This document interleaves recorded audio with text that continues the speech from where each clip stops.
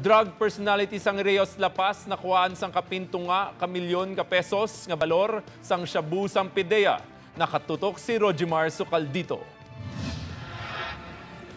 Dakop sa separado ka bypass na operation sang Philippine Drug Enforcement Agency Region 6 kag Regional Drug Enforcement Unit Sanday Arthur Julius Te sang Rios Lapas kag Stephen John Brasa sang Imperial 5 Subdivision Guzman Hisena Mandurriao.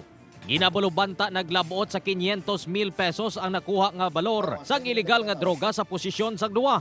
Una nga nakuha sa posisyon ni Te ang kapin 50 gramos. Kag ginapatihan shabu kag buy-bust item nga 10,000 pesos matapos nga gin-buy-bust sa Rojas Village City proper pasado alas 4 sang hapon. Itong isa, 50 grams, medyo malaki-laki. Ibig sabihin nito, may malaki rin siyang supplier. Yun po yung hanapin natin.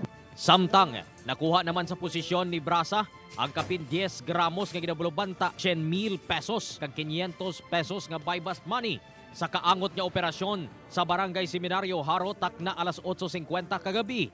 Suno sa kay Director Malgarte, kilalahanay ang duwa ka suspek kag wala nagabaligya sang magagmay nga balor sang ilegal nga droga. Ito yung hanapin natin ngayon. Kailangan ng investigasyon ito. Dugang pa ni Magarte nga ang nasambit nga operasyon bunga sang impormasyon nga ginarelay sa PIDEA kag RDEU sang mga pamuluyo sa barangay. Rojimar Sucaldito para sa One Western Visayas.